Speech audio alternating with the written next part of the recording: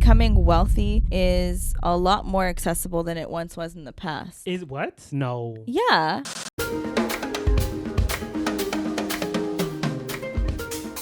Welcome back, guys, to this nonchalant version of the Cousin Connection podcast. So the secret's out. Oh, you're just yeah. You didn't get my reference?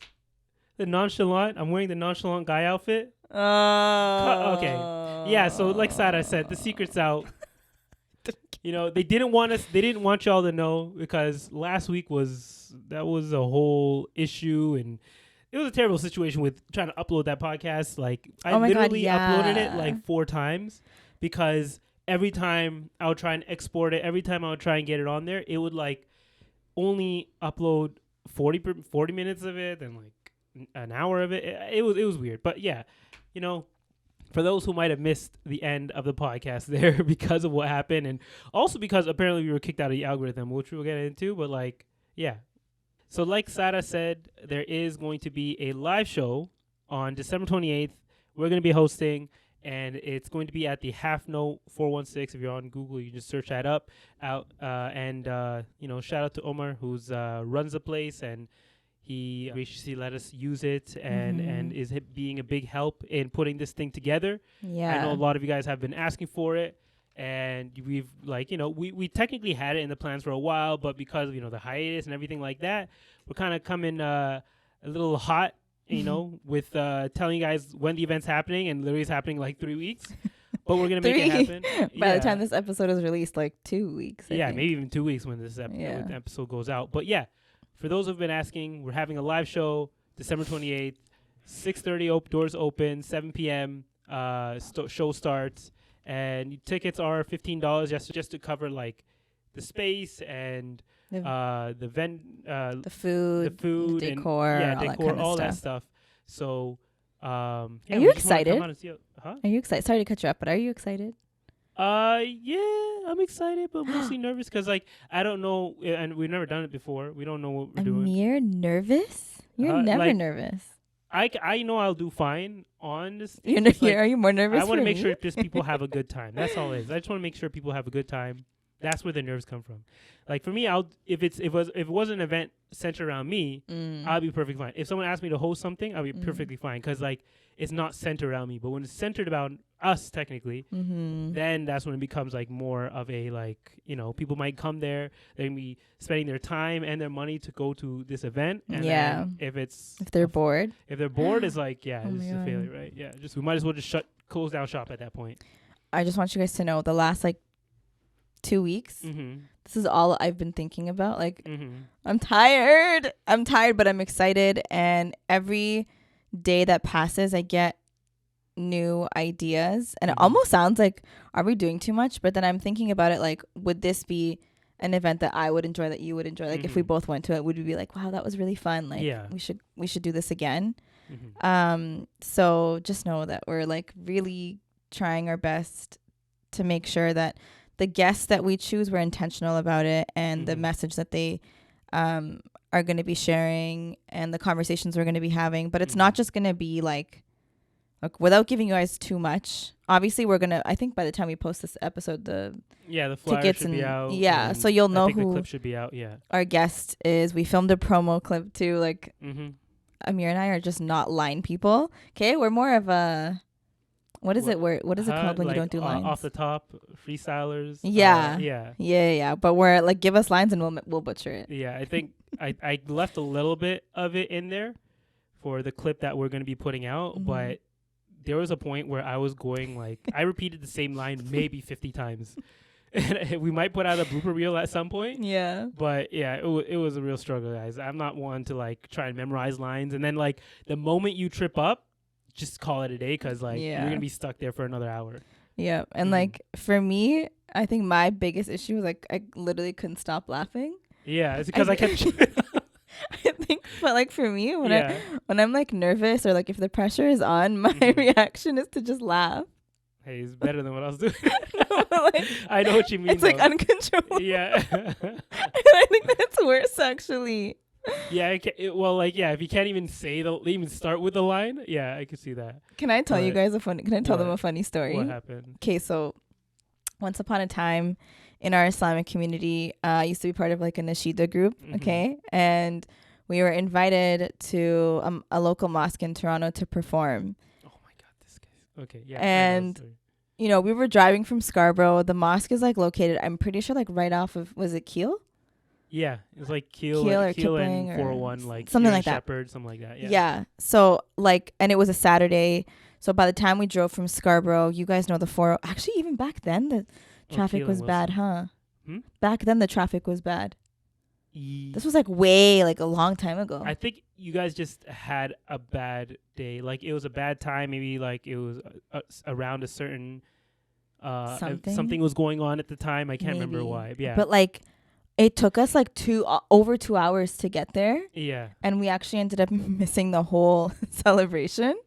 But I jokingly, because I do this, okay? This is my cynical mind. But on our way there, I'm like, wouldn't it be funny if like the whole event finished? Amir! Guys, I'm pissed. Royally pissed, okay? I might be wearing my nonchalant casual guy outfit today. It's nonchalant chill guy. Chill guy, sorry. See, that's how non-chill I am right now. Okay, I can't remember the name. We just recorded half an whole episode and didn't realize that our card was full the whole time. The audio card. The video was recording. I don't even know if we'll be able to use that footage. Whatever. I hope so. Yeah. I laughed until I cried. Don't hold hopes out, right? Really? The chance it's going to sound like trash. I'm not going to do that to your ears, okay? Let's just say so to recap what we talked about, Sara told an amazing story about how when they did Nasheed one time, we're 2 hours late to an event. She started crying out of laughter because of the fact that she was crying out of laughter at that event. Blase, blah, the stuff, it happened, whatever. Okay, it was funny. You're never going to hear about it. But no, keep it as an outtake. Amir also gave us an update on marriage and how it's not actually hard. You just have to put in the work if you really want it. I'll put it at the end of the episode, okay? Okay. Yeah. Okay. But essentially, I'll recap on that. The one thing I said was that the hardest thing about marriage is stop laughing. It's putting your ring back on after you've gotten out of the shower. Okay? And then we were saying, like, if tattoos were halal, he would get one. And then I wanted to show him. Yeah, if tattoos were halal, I would definitely, the first thing I'm doing is getting a tattoo of my ring because it would save me a lot of headache and trouble. And then I was saying, like, you could do, like, a henna tattoo. The reason that henna was brought up is because I said, like, the reason I watch henna videos is because of how therapeutic they are, while Sara thought I was talking about it because of how intricate they are. And then I told him I wanted to show him something and get his live reaction. Yeah, and now let me see. Okay, why, Sara? Just watch why are you showing a video of a monkey getting henna? Isn't it so cute? Oh my God.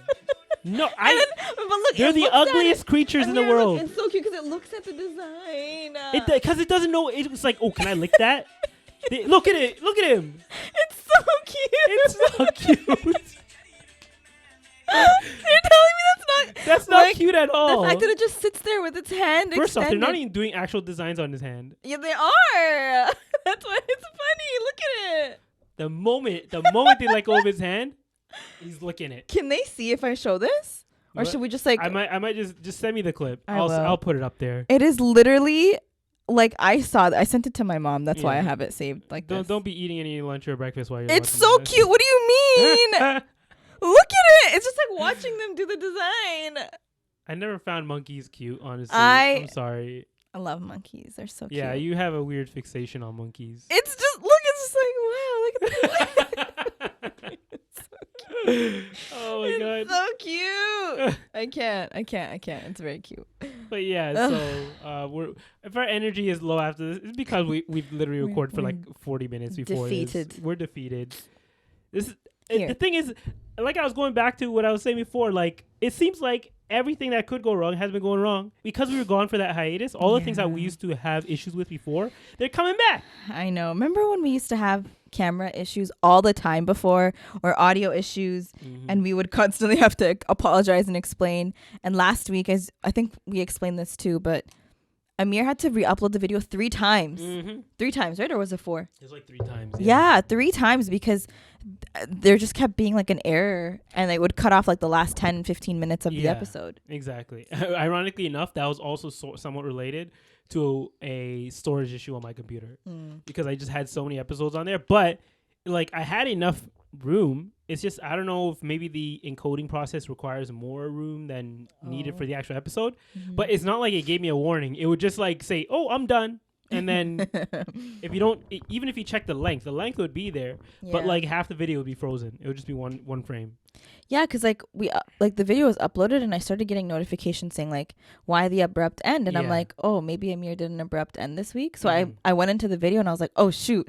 So I'm like, Amir, they're complaining about like the video just abruptly ended, and he was like, oh shit, okay, let me do it again, and then it happened again.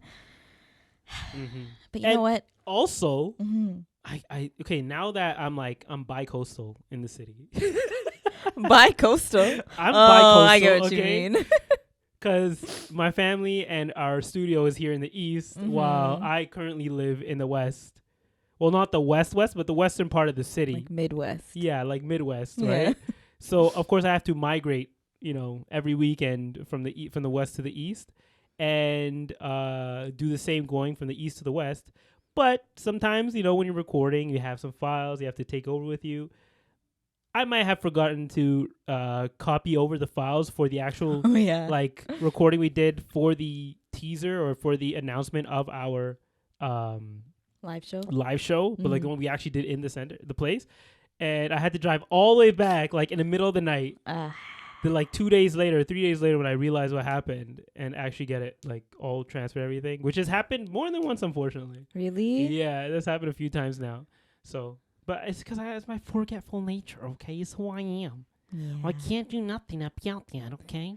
I'm going to look at that red button. I know, I've got PTSD now. Same. Did I ever tell you guys that I may or may not move over from Team iPhone to Android? Well, did you get it yet? No, I'm still waiting for it. Pure Leader is backed up. They said we are carrying Canada Post on our back. Yeah, for real. So it's taking their sweet. I think it's arriving this week, but I'm actually moving over to the Google Pixel.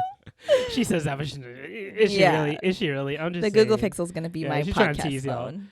And I bet you all the people you're talking about right now, none of them got Android. Actually, my international folk. I see y'all. What? Okay? Yeah, let us know. Everyone outside of America. Because they're not brain rot like Americans and everything, and Canadian, even a little bit of Canadians. I'm just saying, they know what it is. Okay, Android has always been on top. No, it hasn't. Worldwide, it has. Okay, for everyone that's listening to this, watching this, please, first of all, help us get our engagement back up. But like, let us know, Team iPhone, yeah, leave comments, please, or Android. Like, actually though, because if you truly, first of all, my parents both got the Google Pixel, so I've been playing around with it. It's I don't know what I'm doing, so you need to give me a tutorial.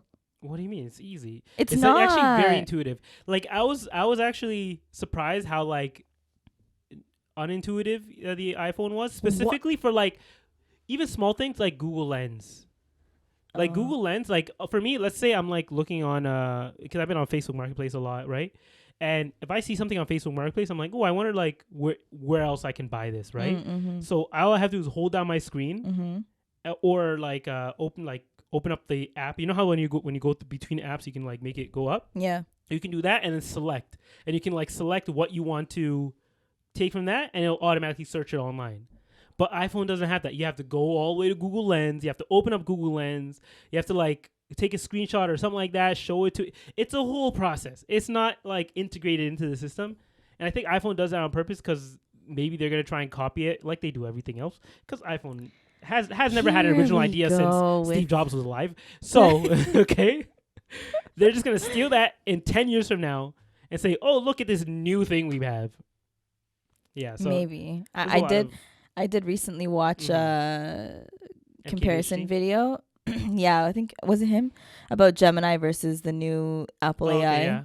Did you watch that video? No. Oh, and they basically were saying like Google is what's the word when someone is like the front runner? No. The front runner? Like they've used AI for like some time now, like longer than Apple. OpenAI, I believe. Oh, do they? Yeah. So Gemini is basically like ChatGPT, but just in a repackage. Yeah, like I actually tested it out. Yeah. And it was really cool. And have you noticed Google has now, like, they're kind of ruining the internet game for anyone who has a website, because when you go to Google now and you want to search for something, it immediately gives you the Gemini search for it first, and then it drops down everything below it. I noticed that this week. I was Googling something and it gave me an AI response, but like summarized. I mean, it was low-key helpful at the time, but I was like, whoa. And a lot of those companies are now fighting back against this because essentially they're making it a one-stop shop instead of a two-stop shop, because before you used to go to Google, you would search for what you want and then you'd click on the site and go to theirs. You would basically be taken off their platform. But as every company is doing now, they want to keep you on their platform. So Google is like, how do we do that? AI. It gives you the answer you're looking for. A lot of times people just want the surface level answer to whatever they're searching for. It gives you that all there. Even if you're looking for a recipe, it gives you that all there. You never even have to go to a web page, which is like very, I don't know if I even agree with that process, because like you're kind of just cutting out. I'm sure they're gonna get sued for it. But I mean, like if you truly just want the surface level answer, then that's fine. But I feel like for people who are actually doing like extensive research or like trying to, but like that's like 1% of the searchers. You don't click multiple links. It depends on what you're looking for specifically, right? Like the times that I'm searching for something very specific or I'm doing research on something versus when I just need a quick answer, it's like 90% to 10. It's 90 to 1. 9 to 1, sorry. Oh. Yeah, so it's very, like, you're still taking a lot of traffic away from those websites who make their money from people going to their websites and getting served ads. And do they have to pay to be like the top link on Google? That's a lot of times. Like now it's actually multiple things. Remember before you used to see like a sponsored link for Google? Now it's like, it'll be like 5 or 6 different sponsored links before you get to an actual link to what you're looking for, something that's not going to be biased. Good point. Yeah, so Google has kind of like turned into something that I'm not really a fan of, but it's so integrated into society and our culture. Is like, oh, if it's convenient, we're still going to use it. I don't like it, but for now I'm just going to keep using it. I literally just watched a movie last night about like AI? No, not AI. Robots. What was it called? iRobot? No, Subhuman? Something on Netflix, and it has Megan Fox. Oh, subservience. That's the one. Yeah, I was like something. Is it her? Like, is she supposed to be like a robot or something?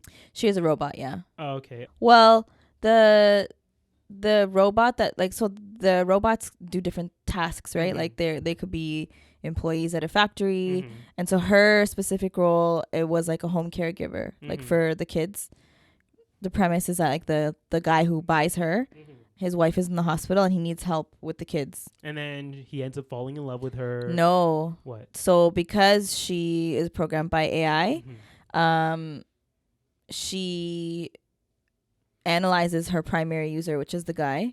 And like when he's stressed and stuff, she tries to like, I guess, relieve his stress. So tries to like seduce him. Yeah. And then he's like, no, I'm married and my wife is still alive. Hey, men don't cheat. I was about to say black men don't cheat, but I don't know what his color is. He still slipped, but like. Oh, he did? And then I didn't know it was a scary movie, and I was watching this last night. I had to listen to Quran all last night because I was terrified. Why? Because there was a lot of jump scares. It was a thriller. Oh. I didn't realize it was a thriller. But she like basically the robot went corrupt. Are you spoiling something? It's been out for a while. But the robot went corrupt. Spoiler alert for subservience. Spoiler alert.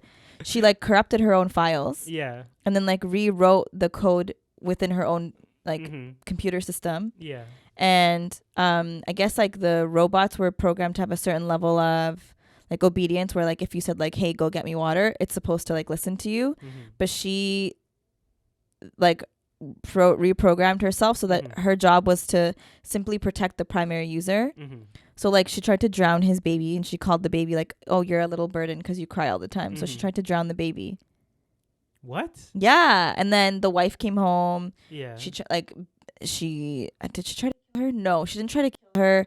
But then she killed the guy's coworker. Like she was just like super messed up.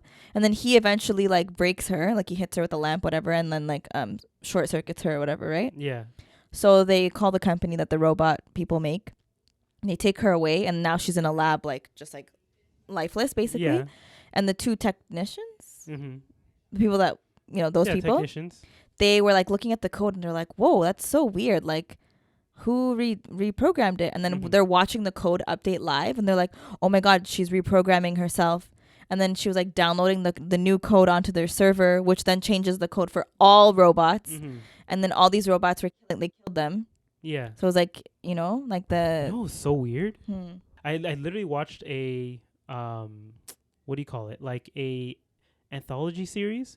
Basically, there's this thing called let me search it up real quick. It's on Amazon. Mm-hmm. I just watched it.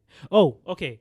Yeah, so it's called Amazon started this whole series called Secret Level, where they take a bunch of their properties that they own and they make like these 3D animated short stories from them, right? Mm-hmm. And one of them was about a fighting game called I forget what it was actually called, but it was essentially the same premise where like a robot, but he was actually getting abused by the users, and then I guess when they abused him enough, it like broke some part of his code, and then he ends up like being able to take over other robots, and then he ends up like forming an uprising with the robots. But yeah, there's a lot of stories that are actually like, if you think about it, yeah, a lot of these stories that are related to AI is about them like reprogramming themselves and then eventually like accessing the whole system and then reprogramming the whole system to have them all be like, there's a lot of fear around this. I feel like there's a fear around like AI. a real fear. Yeah, and this kind of like is feeding into that. Well, they're like the new sharks. well, when I watched that video that I was telling you about, Gemini versus Siri, what is the new Apple AI even called? Siri still? Maybe Apple AI. No? Yeah, I can't remember the exact name. It's probably called Siri still, right? Whatever the Apple AI thing is called. But when I watched the comparison, obviously Siri has a distinct voice unless you changed her voice to be masculine. But the Gemini, like the voice sounded so human-like. And you can actually change their voice. You can say, "Talk to me in Ebonics." You can say, "I tried that." What? Yeah. You can say. Can you show me say, that? Like, "Talk to me like a Toronto man's." Or No like way. There's no way. Huh? I'm pretty sure. Let me see. What? I'm gonna try right now. I don't know if hopefully this actually works. I don't know if you have to do a special thing for it. Let me see. That's crazy if this works. Can you talk to me like a Toronto man's? Hey bud, what's the crack? You looking to chat or something? Oh no. You're way off. So what's on your mind? EH. EH. Oh, A? EH. What? You got to play that into the mic. That was so weird. I don't know. Maybe there's another place called Toronto that has like really bad. Like, can you do like accents? What? Can you do accents? Like talk to me like a hillbilly. Can you talk to me like a hillbilly? Sure thing, partner. Howdy there. What can I do for ya today? Need something? Okay, this is not working as I thought it would be. Shut up. That's interesting. But there was a thing, we tried it and it actually worked. I don't know, maybe my prompt is just kind of weird right now. Yeah. I think AI still needs some work. Okay, it still needs some work. Yeah, it'll learn. But it was interesting. I'm pretty sure that actually Apple was the one who also had that ability. Like maybe you can do it on your phone right now. I don't have the AI thing. Oh, you don't have it? Why don't you have it? I don't know. How do you get it? Is it not like built into your? Oh, actually, I think it's only the 15 or newer. Oh, you have an old. Oh, Sara. I have the 14 plus. I forgot that you weren't one of them people who has it. But actually, I it's think a good thing that you're not being consumer. Okay. I also don't. I haven't you didn't update updated your phone either. Nope. Whatever. Okay, we'll have to come back with updates on this. But actually, speaking of AI, that was actually one thing I wanted to speak of today. Okay. I was gonna give some updates on what happened last week and stuff, but let's talk about AI first because there has been something coined as a dead internet theory. Have you heard of this? Yes, I have. You have? Yeah. Have I mentioned this already? No, I looked into it. Amir, I'm trying to be more well-rounded. Okay. So what I don't know have you what it made? is. Oh, this is good. I remember I read it and I was like, Yeah. oh, what's that? That looks like it sounds like I could talk about it on the podcast. Mm-hmm. I forgot. Too much information. Well, essentially, like, the idea of the dead internet is that, like, a lot of the interactions online are no longer real. Oh, yeah. Mm-hmm. And, like, a lot of them are being driven by foreign governments and AI bots. And it's actually been, like, proven to actually be the case. because we've always been hearing about how there's foreign interference, and whenever people think of like foreign interference, they think of like spies and espionage, but now it's a lot more in your face than you realize, because it's literally just the people you're interacting with on places like Twitter or Instagram or TikTok. Like the comments that you see that are usually trying to incite like anger or like not interaction, but like a narrative. A lot of those are made by either like real people somewhere in an office, like literally just like a regular office. There are jobs that are just dedicated to being like trolls on the internet in the middle of Russia or China, or even in America. There's places like this. That's crazy. Right? Where they make hundreds, thousands of accounts that are dedicated to spinning a certain narrative and causing certain commotion in certain communities to drive, like, whether it be votes towards a certain direction or like sentiments towards a certain people, like the Palestinians. Yep. Right? So this has been something that's been like kind of spoken about like in the more darker corners of the internet, but it's now come more to light recently because of foreign interference that's been on coming up on the news. And it was interesting, like seeing some of the cases of how exactly this works, or like the weird way this works. So to give you one example, there was actually a streamer. He roughly gets maybe like 100, 200 people watching him. This is on TikTok. He's like 100, 200 people talking about watching him live. And then he started talking about a specific topic. I think it was related to either Russia or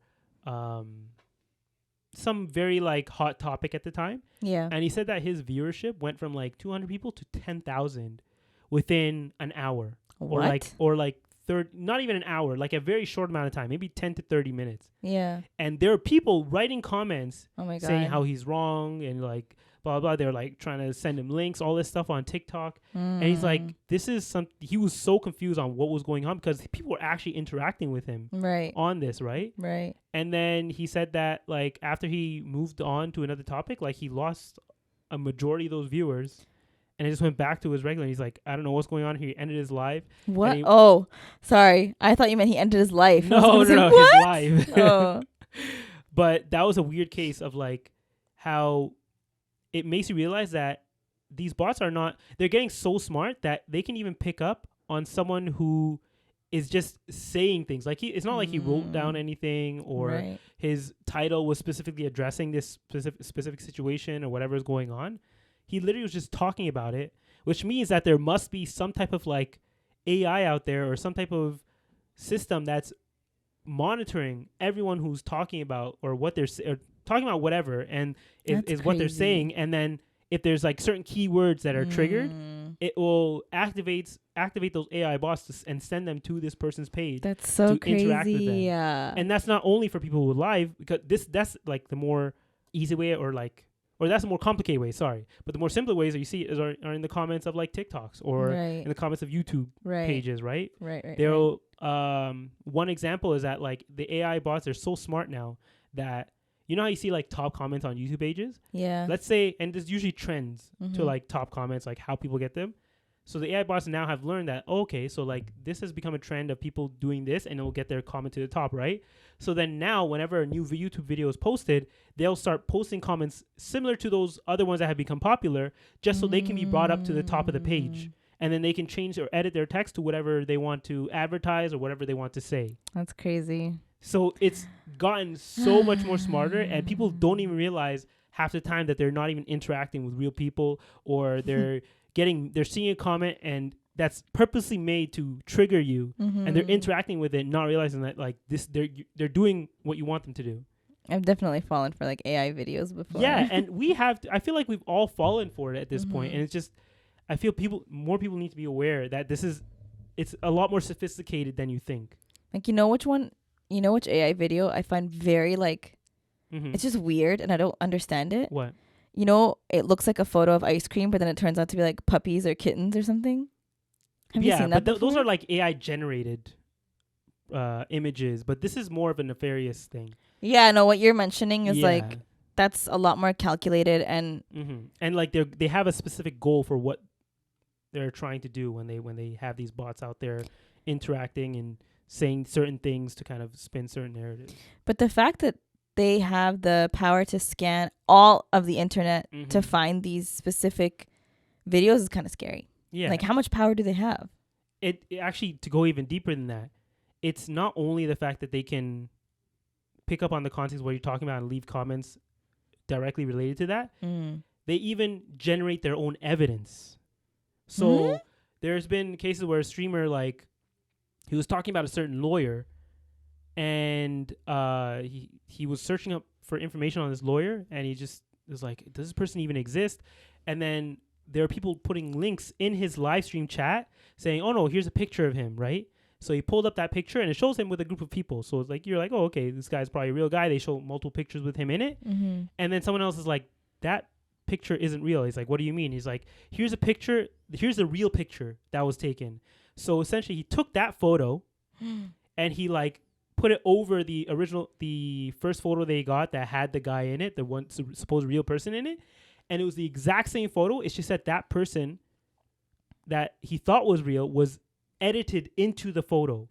But it looked so perfectly edited. It's like, how is this even possible? Because one of the faces, like, of a woman that was actually there linked up. It was lined up perfectly. That's crazy. Which means that, like, someone doctored this image and then posted it in his chat to convince him that this is a real person. Right. And after he found that out, he's like, but someone gave me documents like showing this person has had actual cases. Yeah. So, and he didn't think about it at first, but he's like, you know what? Let me go online and let me search for this specific case, because you can a lot of times for cases in the court, you can find them online because they're usually publicly available. And he realized that this case isn't even available. It was never a real case to begin with.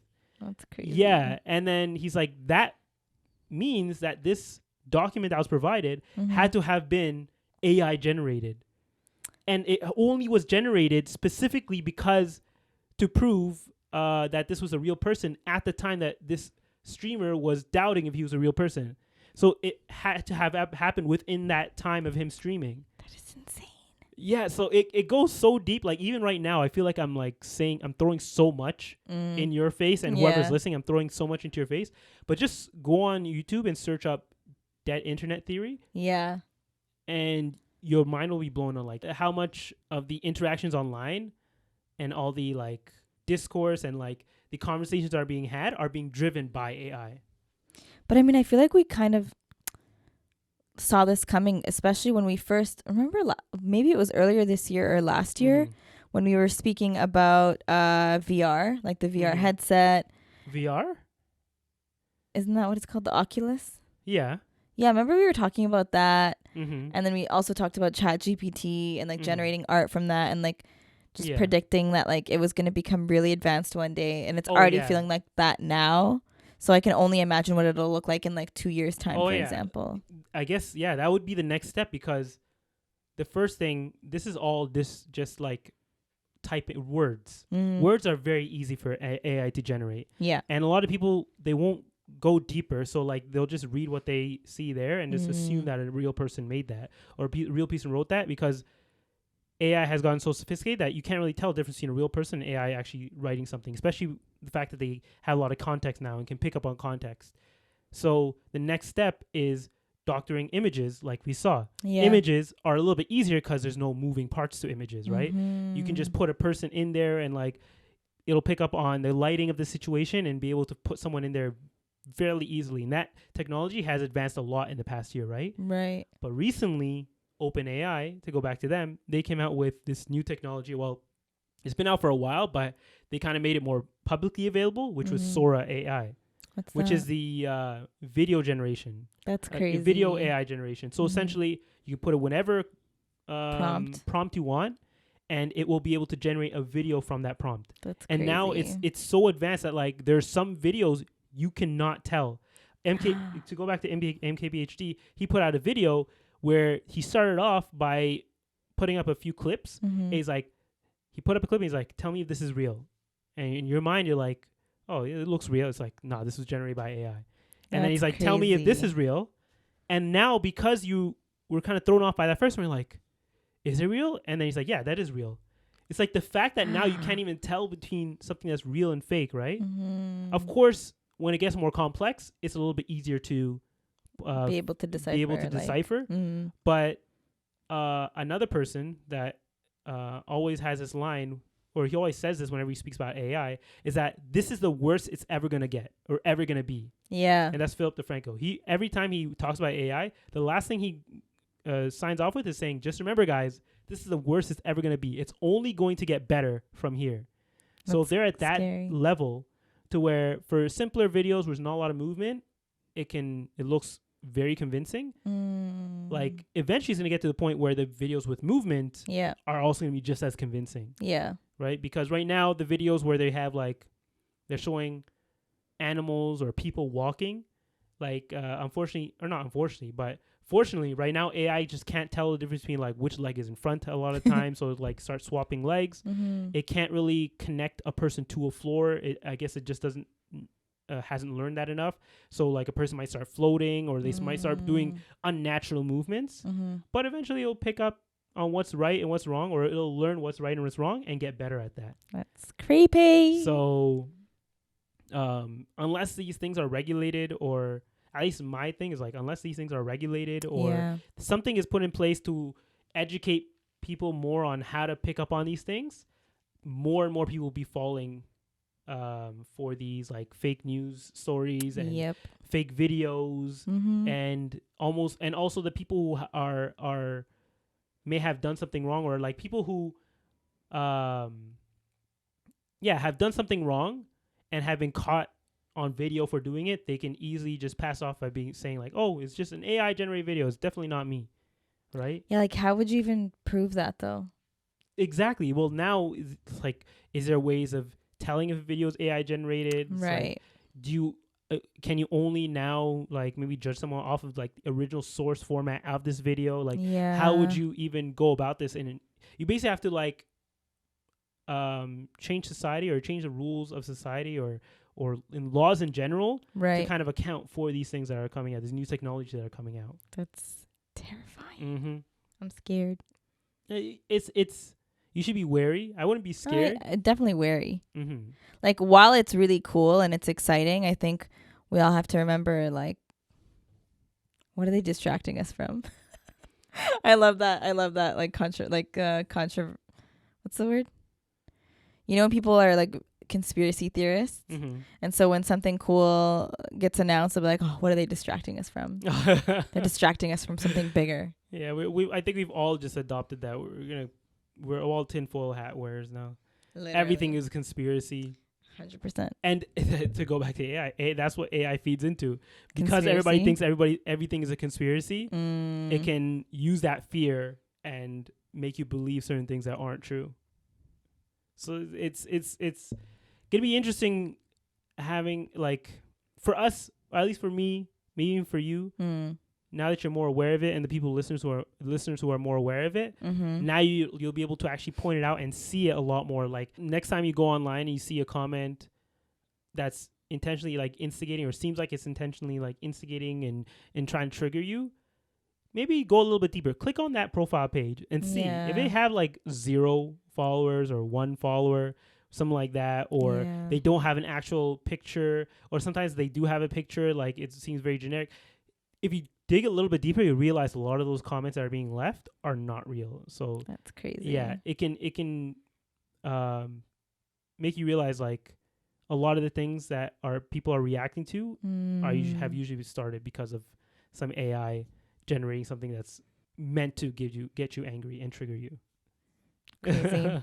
Oh, actually, one thing I forgot to mention is that maybe I've given too much information, but another level to it is you can kind of tell these ones still haven't gotten to a level where they're fully convincing, but a lot of YouTube videos these days that are coming out are actually being AI generated as well.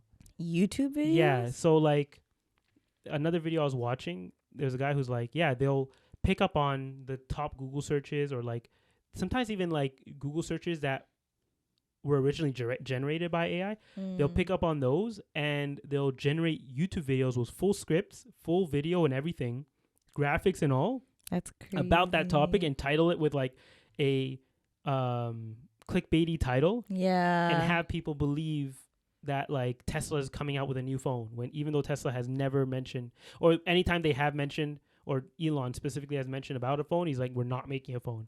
But they'll generate whole videos about this, and there's whole channels dedicated to just generating hundreds of thousands of videos. And these videos themselves have 20 to 40 to 50,000 views each. How? What? Because you literally just make a bot that can generate these videos, and then just you put in a prompt to make a script for this, and it'll make a whole script. And people are none the wiser because these scripts are written, even if it's a trash script, maybe these videos are being served for people who where English is a second language. So then they can't tell if it's a bad script or not. Yeah, right? like those like not monotone, but it's always that same creepy like classical music in the background. And like Yeah. this, I know what you're Because talking about. for us, we're like, oh, this is clearly made by AI. But someone in a part of the world where their English is not their first language, it might sound just fine, because to them English, like, you can't really tell the difference between someone who's speaking very well and like articulated English versus like very like disjointed lines. And even that's like going off of saying like AI is really bad at making lines, because it's not. Now it's gotten so good. But that was another thing I wanted to mention there before we end off on this conversation about AI. But keep an eye out there. Be safe. Just double check everything that you see online, because half the time it's not real. Before this next topic, just remember, guys, it's been maybe 30 minutes for us now, or like 30 minutes on video, but we've already been here for like another hour. So, but yeah. So the next thing, I just want to give a couple updates before we move on to the next topics about last week. So last week you mentioned about the guy who unalived the CEO for United Healthcare. Yep. And I think in the time that we were like putting out the podcast, he was actually already caught. His name was Luigi something, right? Yeah, Luigi Maggioni. Let's say it's not Maggioni. Maggioni, sorry, Maggioni. But did you see he like put out that YouTube video? That was fake. What? Yep. AI generated? You're falling. I'm telling you, people How do really you fall know? for this stuff, How do man. you know? It was fake. How It do was you said to be fake. know? It was made by someone else who was trying to capitalize on the situation. Of course, it's not AI really, but like, yeah, it's made by someone who's capitalizing on So the he's situation. not actually releasing his manifesto? No, that wasn't him. So he might not even be guilty? What? He might not even be the one?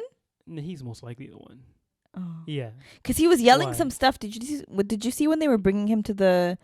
Yeah, I think he was like saying like, yeah, check the system's corrupted, blah, blah, blah. That kind Yeah, of, but I can't everyone remember knows exactly that. what he said. Everyone But knows that. yeah, like, it's clear from how he's... from what his friends and family have said, like, he's had issues with back pain in the past. Yeah. So I'm sure he's interacted with the healthcare system. He's had a very negative experience.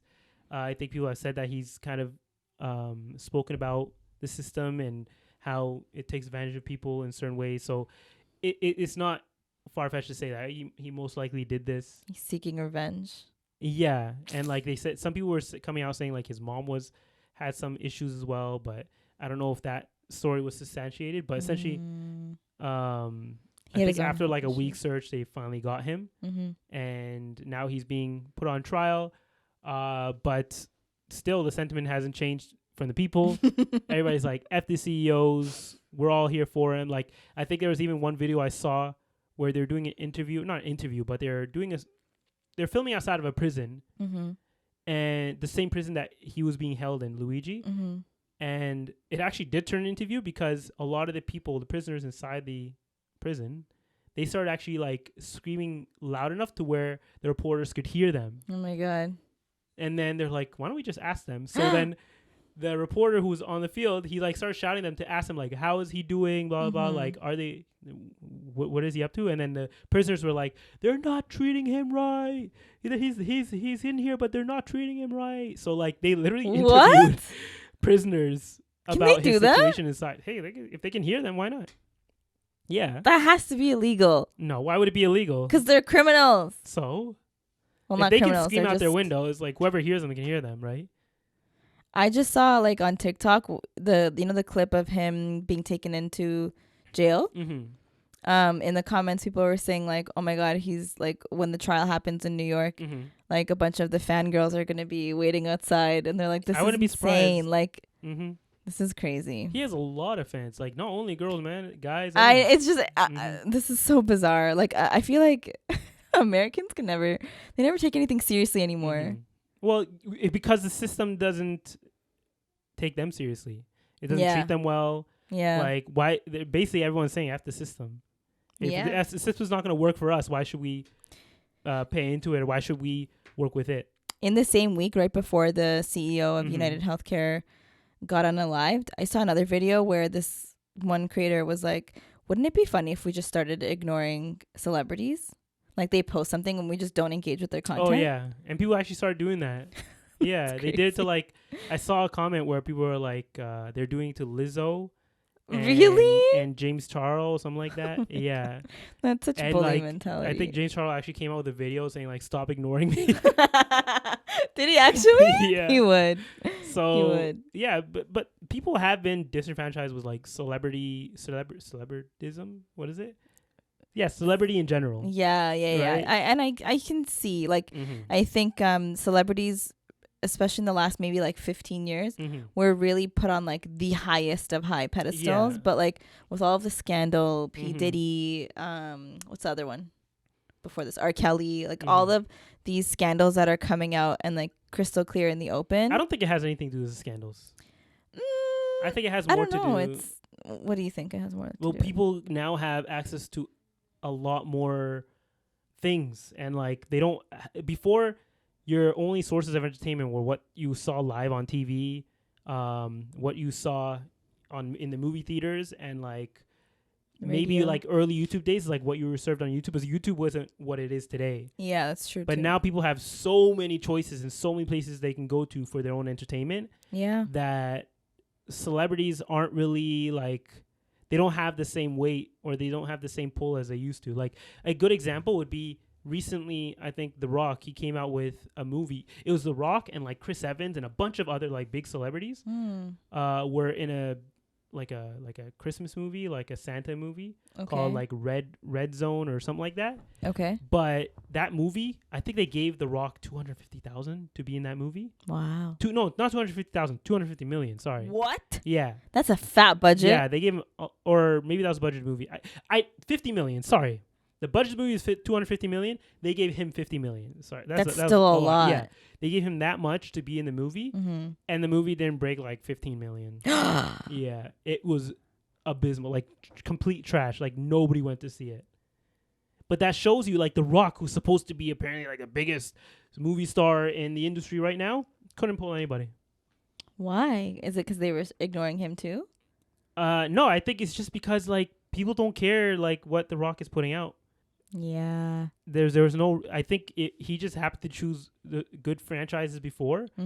But like, I never went to a movie specifically because The Rock was in it. I feel like he got lucky with being in what was that movie? The Fast and Furious. Yeah, franchise? The Fast and Furious franchise. Yeah, but maybe there actually were people looking for him. Sorry, I don't want to say that there was nobody looking for him, but it's just that you kind of get sick of seeing the same guy because he played the same playing character. The same role. Yeah, he played the same character in every single movie. I think if he did like a drama and he had like a serious role, I would probably want to see exactly. But he hasn't ventured out and tried to do something different.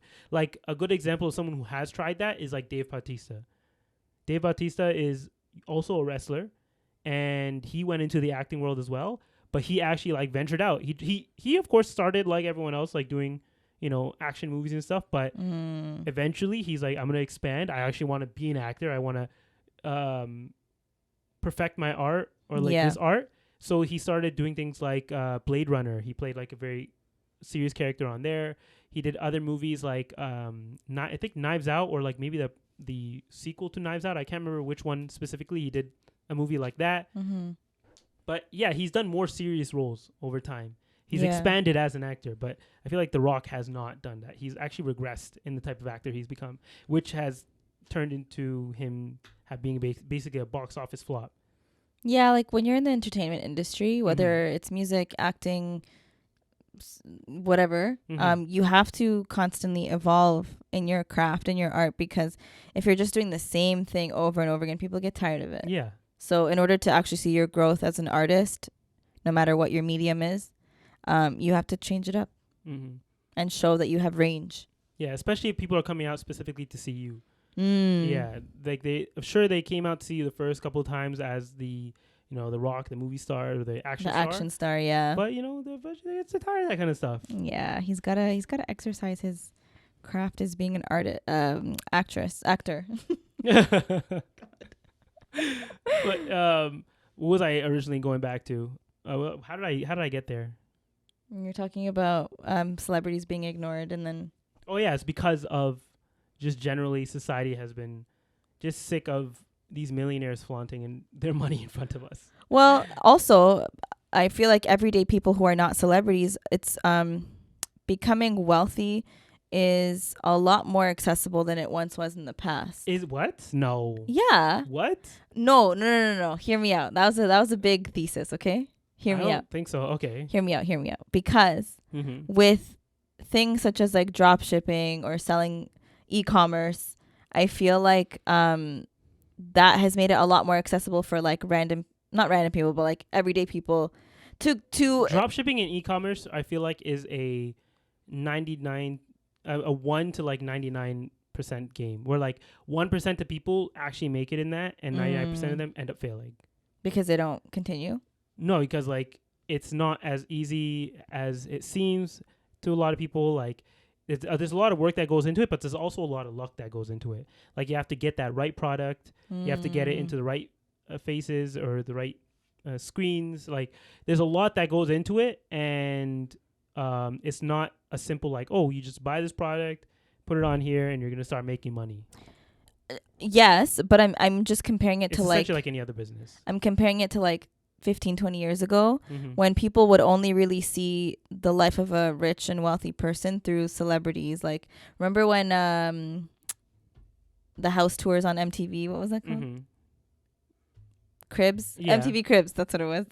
But like you would see that extravagant lifestyle through through celebrities only. And then now it's like you're kind of seeing it more through people who aren't celebrities. Like maybe you haven't even heard of this person before and they're like super wealthy because they're some I don't know, corporate giant or something, you know? Yeah. I always thought it was the opposite. I thought people stopped paying attention to these people because like it's become less accessible. Less accessible to make that move up into like a higher tax bracket, right? Because now it's a lot easier, and it's been more of the case where people in the middle class end up going to a lower class, like into that's true. The poverty class, that basically. Given like especially I can't speak for the rest of the world, but in North America specifically, like that I'll agree with. Maybe I'm gonna backtrack actually, but I mean it in the sense of like in North America, the way that the economy has been going for the last like 10 years, it wasn't like a slow increase. It's been like a very steady decline. Yeah, I would say, and so while for a small majority of people, it has become a little bit more easily accessible to become quote unquote rich.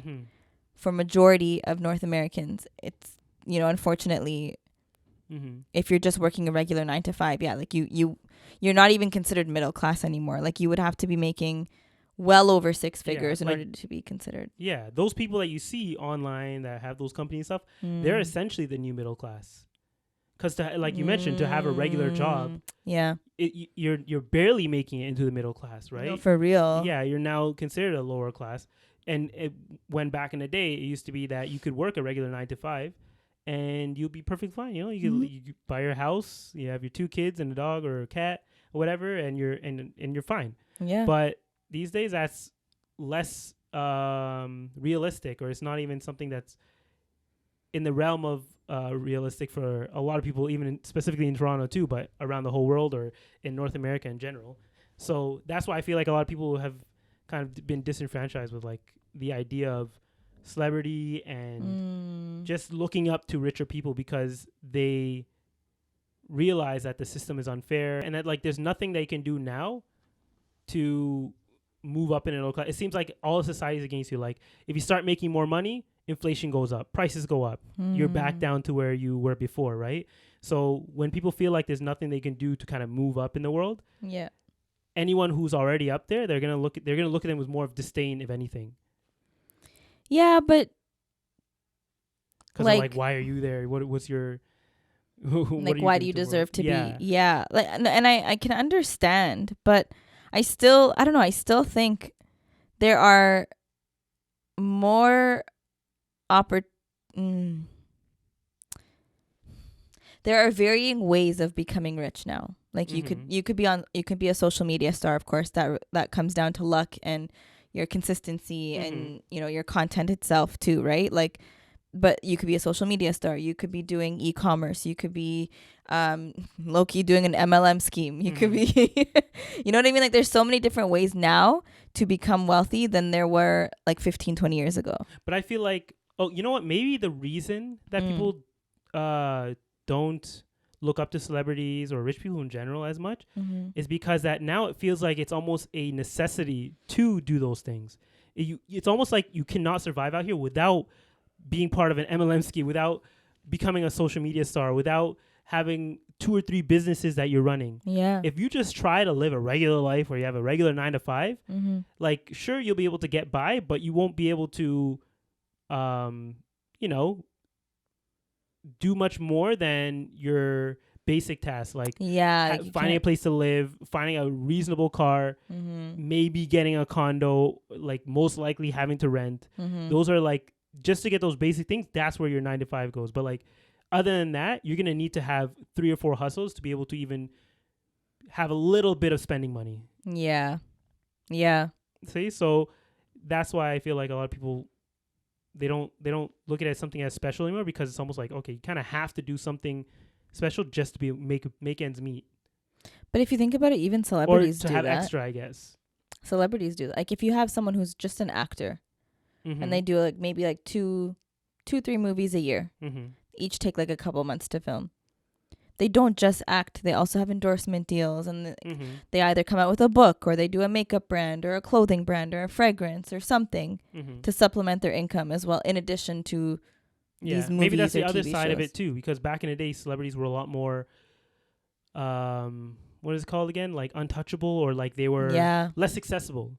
But now celebrities are crazy accessible. Well, with the rise of social media, a lot of them got on like Twitter and Instagram because they were like, well, we want to be able to connect with our fans. And, now celebrities, it's kind of funny. Some of them will, because it's them who run their pages. And, there are some celebrities who have PR teams that control their every post. But they could post something and they'll have direct comments where people are either hating on them or they're loving what they post. Yeah, and I guess, the fact that they're more accessible, you can kind of interact with them a lot more easily than before. And that's also, maybe I'm missing the main part of it, is that like they now seem more human. They seem less like on a pedestal. They seem like just one of us, right? Yeah. Because now you can see them for their flaws. You can see them. They're not this like picture perfect person anymore that you just see in the movies. True. Right? You see them for all their failures and also for all their wins and also all their failures. Very and because true. of that, now that they're more humanized to you, it's like they're less special. And because they're less special, you're less likely to desire to want to be like them. So you know what? Yeah, there's so many ways you can come at this. I feel like we've come at this from like 4 different ways. This would be a great paper. Like all of them. Hey, we'll make a piece on this.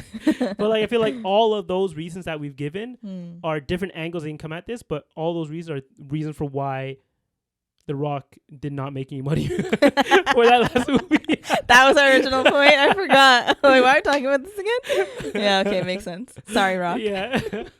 Sorry, Dwayne.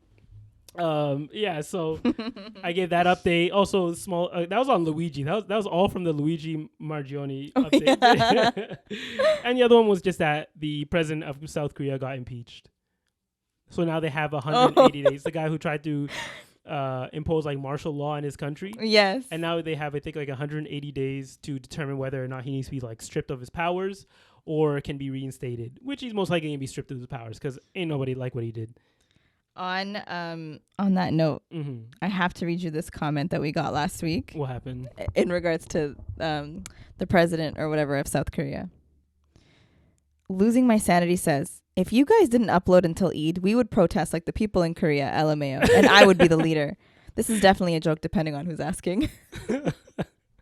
And 3 people liked it. Well, thank you for the interactions, guys.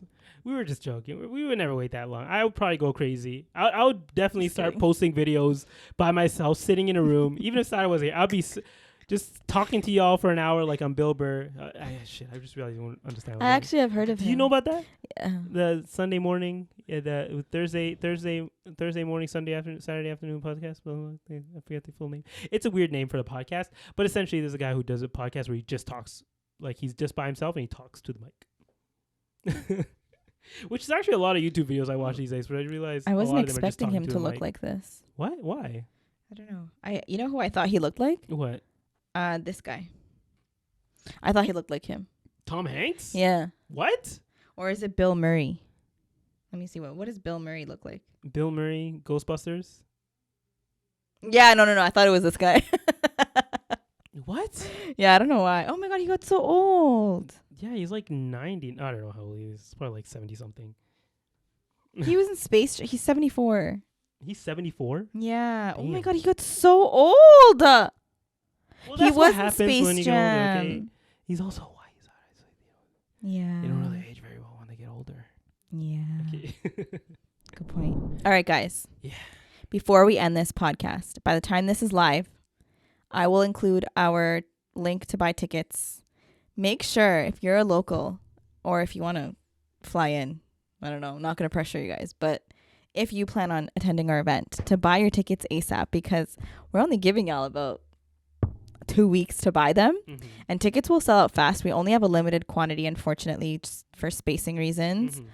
So if you want to see our first ever live show, buy your tickets. Yeah, I'm still going to try and figure out how we can actually stream it live or have some way connected live. I don't know if it'll work, but we're working on it. But for those who can make it in person, make sure you get your tickets, and we'll see y'all there. Okay? See you next. And also, wait. Make sure to subscribe to the channel, of course. Yeah. You know, we're trying to get back into algorithm. Interact, like the video. Leave a comment, please. Even if it's just saying interact. For those who made it this far, in the comments, put in interact. Interact. No. Put in interaction. Interaction with a thumbs up or a check mark. Or something. But yeah, again, follow us also on Instagram, Cousin Connection Pod, for any updates about the live show as well. But until then, we'll see y'all next week. Bye. Can I tell you guys a funny story? What happened? Okay, so once upon a time in our Islamic community, I used to be part of like a Nasheeda group, okay? And we were invited to a local mosque in Toronto to perform. Oh my God, this guy. Okay, yeah. And, we were driving from Scarborough. The mosque is like located, I'm pretty sure like right off of, was it Keele? Yeah, it's like Keele and 401, like Sierra Shepherd, something like that. Yeah. So and it was a Saturday. So by the time we drove from Scarborough, you guys know actually even back then the traffic was bad, huh? Back then the traffic was bad.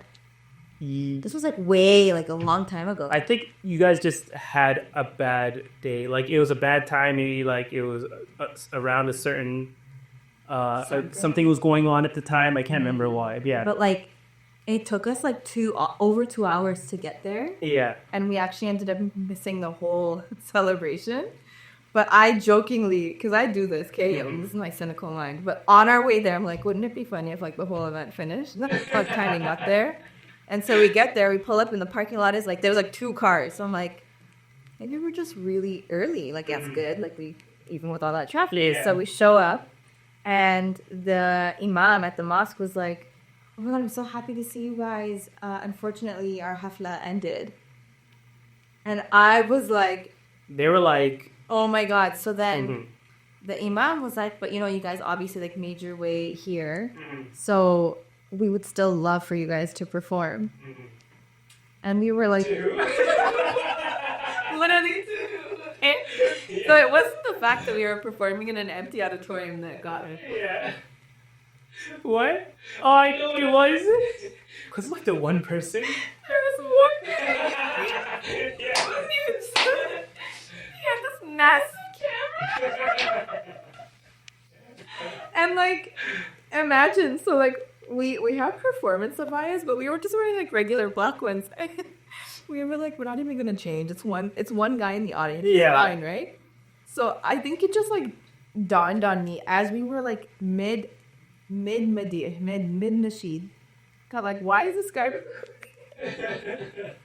Why is he recording us? Yeah. And I just like, I wish I was joking, but tears were streaming down my face, like mid performance. I couldn't, like, I legit, like, no matter, I was like biting my cheeks, like trying everything to stop laughing, and I just couldn't do it. So I just turned around. Think about the other guy's perspective. Is like, mashallah. Listen, she just hitting her so hard. She is really feeling this. She can't even keep going. She looking around. It wasn't even just me laughing though, because me laughing. Yeah. The other. Oh my god. And I think only one of the girls was still singing.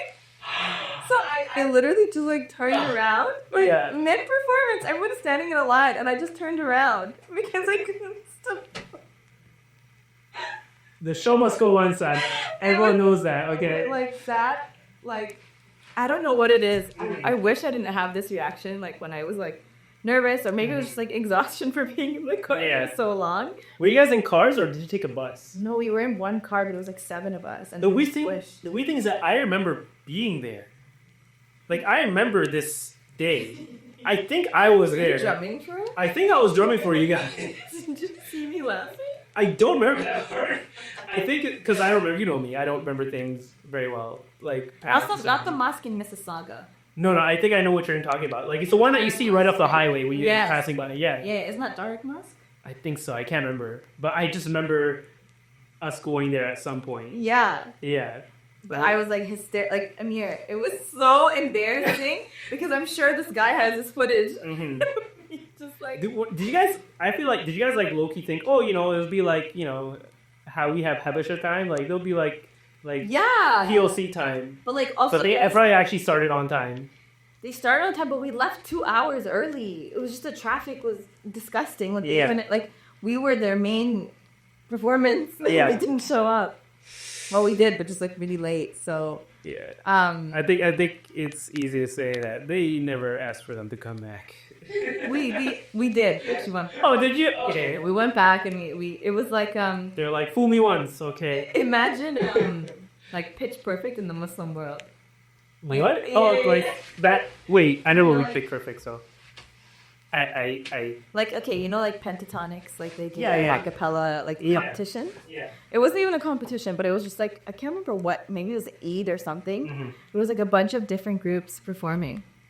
Oh, so like, yes, you took yourself out of the running ASAP. Right away. You're like, eh. No, that was the second time we went.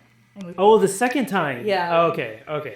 But that's a glimpse into that was probably them learning from the lesson for the last year. They're like, okay, we got to make sure we book a bunch of different ones just in case. Yeah, no, literally. But like, my fear now for this event is that I'm gonna laugh hysterically. Like that would be really bad. No. I don't think I would. Yeah, because like, this is different.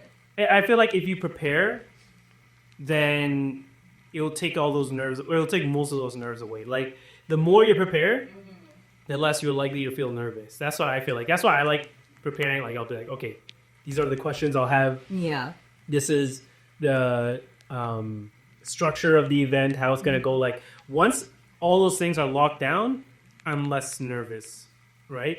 But the only thing with this one is that it's the first time we're doing a live event, so it's like you don't know what to structure it, and you don't know if that structure is gonna work, and like you're still trying to figure out the structure. You're still trying to figure out like what to do with each guest. Like all those things are still up in the air. So once those are kind of locked down and we have more of an idea of what's gonna happen, then it's you'll feel less nervous. And usually once an event starts, I'm more into like the show must go on kind of mode. Yeah. So even if something does happen, I'll just like adapt right away. At least that's how I've been whenever I've hosted something else. Yeah, like I think the podcast is like really we're in our element whenever we're recording.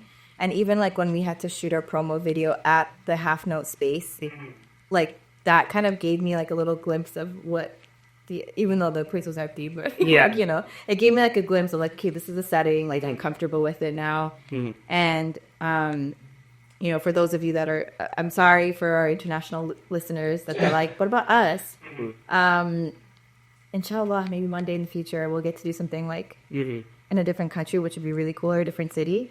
But for the local listeners that are coming out to the show, we're so excited to meet you guys. Think of it more like you're not just going to watch us record an episode. That's not what we want. We want to go big or go home. Yeah. So think of it like, should I compare it to like a talk show? Yeah. Kind of like a talk show, sort of, where we're going to have different things to keep you guys entertained. I'm not going to say too much. Yeah. And we also have, can I mention, we also have like vendors, or like food vendors, and not like vendors of all types. People who have sweets, who have clothing, and I guess those are the two main things, right? Is there something else that I'm forgetting? We have a decorator. Mm-hmm. I'm trying to suggest. But these are people who are going to be like selling stuff specifically. Yeah, so they'll have their own stations where they have their products or services. Like I'm trying to secure as someone that does henna. Okay. So that'd be like a cool 5-minute henna. Yeah. That'd be a cool vibe. But yeah, we'll see. Well, once the vendors are finalized, we'll have a poster displaying like which vendors are going to be there. If you are a vendor or you're part of a small business and you have a service or product that you want to showcase at our event, hit me up in our DMs, Hang Connection Pod on Instagram, and maybe we can work something out. But yeah, I hope you guys are just as excited as we are. Not too much on the event, though. We want it to be a surprise. We want you guys to look forward to it. And yeah. I'm just leave it at that. Okay. And actually, one thing I was going to go back to is that speaking of the algorithm, maybe this could be our first thing, but like when people say you have to be consistent on the internet, Yeah, they mean it. yeah, they mean it. Because literally, I was talking to one of my coworkers, and he said that like, oh, I haven't seen you post an episode in a while, right? I'm like, well, I posted 2, and about he's like, oh, they don't show up for me anymore. And like he's actually subscribed to the channel, and like he gets it on his YouTube page, when everybody load up, and he wasn't getting it there. But I feel like this is the one of like the downfalls of the internet, is that like they almost censor you indirectly through the algorithm, because the 2 things that we came out talking about were like very controversial, I guess. Controversial in their idea. Yeah, all right. But like controversial from their perspective, or from their rules that they set out. So the algorithm community is not going to be like, oh, let me put you in here. Because once you're in it, you can kind of get away with a lot of stuff. But once you're taken out of it, to get back in, you have to be very like PG on what you mentioned. Yeah, that's what I've noticed, at least. Talk about a hot topic. Like, had we took this hiatus and like came out with like story time about relationships, instantly, that would have brought us right back in. Shit, let me so what's the sauce to get back in. Just kidding. Hey, sometimes you gotta play the game. Speaking of marriage, I've done it too many times. Loki, one of my things was like getting back into like talk about marriage and how things have been going. Yeah. And actually, to speak of marriage, people always say like marriage is hard, and sure, marriage is not hard. It just requires work. That's what I noticed. Like as long as you're willing to put work into it, or like work on it and work together, it's not exactly got to be hard, right? Because you just have to learn each other. You can find joy in learning more about each other and doing things for each other. So I feel like the only people who say that is hard are the ones who aren't willing to put in the work. Yeah. Like it could just be people who say that it's hard are maybe used to the convenience of being single. Yeah. Because every time I talk to my friends who are married and or have children, it's actually really funny. I feel like people always think the grass is always greener on the other side. Because the number one comment that I get from my friends and family who are married is like, to be single again. To be able to just like pick up and travel wherever you want. To have the free time that you have. And I'm like, anyone who knows me in real life, I am probably one of the busiest people in your life. Like, I wish I had more free time. And if you ask me what it is I'm doing, there's always something I'm doing. I don't know if it's like me trying to fill a void. Are we having a therapy session? That's where the relationship goes. That's what you feel. You just feel literally. But like, I think that like when you're in that boat of like whether you're married and like that's what's making you busy, or you have kids and that's what's making you busy, and you're looking at your friend, in this case me, where you're like, well, she's single and is like just living her life. Like, where are you going to next, Sara? Like, where's your next destination? And I'm like, I don't even travel that much, dude. Like, I don't think I do. I guess from the perspective of them, because like, you don't realize a lot of people, like some people have not even left the city in their 22 years of life of living in Toronto. Like I've known people. I remember earlier when I was younger, around 22, 23, like I'd be talking about the places I've gone and stuff, and I'll ask them like, oh, like where have you gone? And they're like, oh, I just never left. Like I've never traveled once, right? And of course, we're speaking from a place of privilege or 100%. But then, like, these are also people who have started working. Especially when I started getting old, they started working. They have the money now to kind of do it.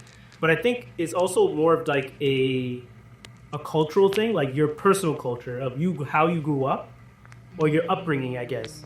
Because some people who just weren't brought up in a family that did travel, even when you have the means, you might not even be an option in your mind. It might not be something that you immediately gravitate towards when you're thinking about something to do to relax. Because there are some people who I speak to that go on vacation. I'm like, oh, where are you going? And they're like, oh, I'm not going anywhere. I'm just staying. I'm just taking time off. Like, what? You're staying in the city to take time off? I think there's also this like fear of exploring the unknown. Because like traveling can bring a lot of anxiety for people, right? Like, so maybe that's what. Yeah, I'm sure there's a lot of things that go into it. Yeah. But it is just interesting hearing that like there are people who have just never left the confines of their province, or state if you're in America or whatever you are in the world. That's true. Like, yeah. When they have the means to do it. When you don't have, it makes sense if you don't have the means to do it. Yeah. But once you do, I feel like the moment, if I never traveled and the moment I started making money, like after the first thing I would try and do is travel. Even when I wasn't making money yesterday. Oh yeah, exactly. That's the thing. Even when because it was part of our upbringing. Even when you didn't have the money to do it, technically, you would still do it because it just felt more natural to do that, or you felt like it was part of you, or it was something you kind of had to do. Yeah, like during COVID, I remember like I can't travel. Like that was so hard for me, but I still did. Not that I was putting myself or whatever in risk, but like I still found ways to travel. Yeah, same here. I remember I went to Vancouver in like 2022. Yeah, in the middle, not in the middle of COVID, but like when things started opening up a little bit more. I did LA and DC in 2020. In 2021, I did. You did Vancouver. I did Alberta. Remember? Oh yeah. The infamous Alberta trip. and then in 2022, that was 2021, sorry. 2022 was when me and Gizman and everyone did the girls' trip to Mexico. Oh, yeah. That was fun. Yeah. We were breaking all the rules back then. No, but COVID... Good thing there's no, like, stigma around it anymore. Yeah. I mean, yeah. We're being safe, though. Yeah. I forgot how we even got to this from marriage. But you know what? Actually... Because you said those that say that marriage is hard are the ones that are stuck in their single, like... Yeah. They don't want to put the work in.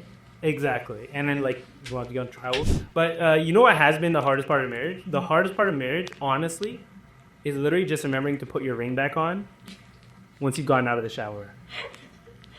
I forgot mine, guys. I'm just going to... Right, no. What? You don't wear it. In the shower? No. Who wears that in the shower? Like, the soap will, like, sparkle it up again. Nah. Ours is black though, right? Yeah, it is. Yeah. Okay, never mind. But like, yeah, you don't want to have that. Also, it might slip off, right? Because you have soap on your finger, which has happened.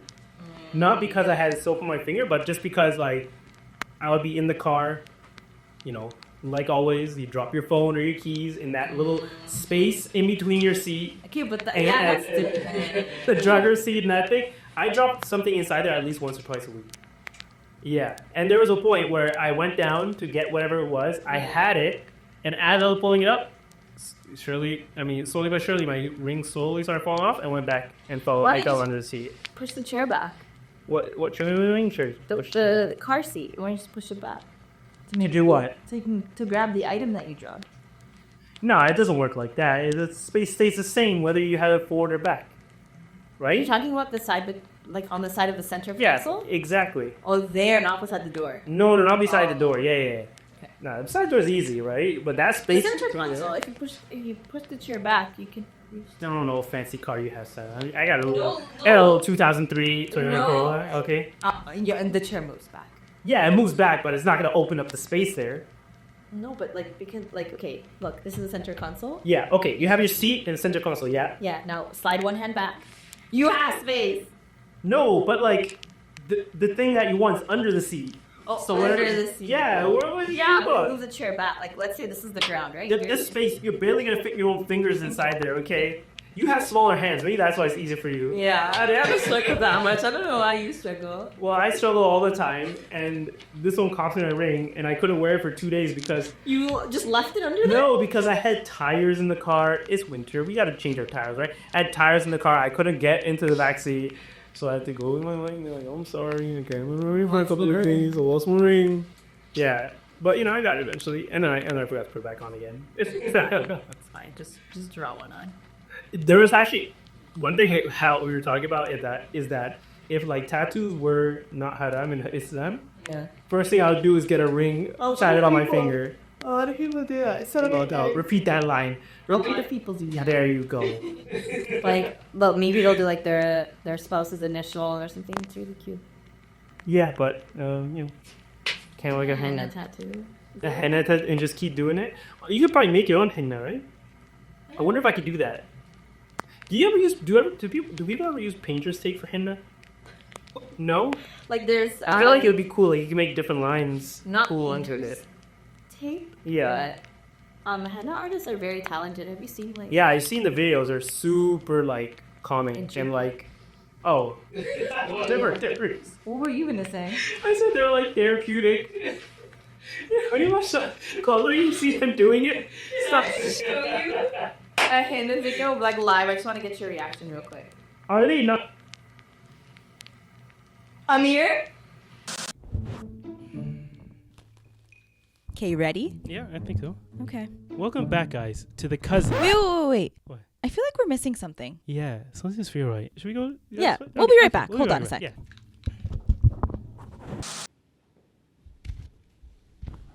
That feels so much better. I know, right? Welcome back, guys, to a future live edition of the Cousin. Connection Podcast. podcast. Coming to you live from Half Note on December 28th. We'll make sure to post all the details in our description. Make sure to follow us on Instagram at Cousin Connection Pod. We're going to have a bunch of past guests, some new guests. We're gonna have some. some We're gonna have some entertainment and food, and y'all will finally get to see us in person, like you've been asking. We're so excited to meet you guys. So make sure you bring the good vibes too. Make sure y'all get your tickets. Information will be in the bio. See you soon. Bye. Bye.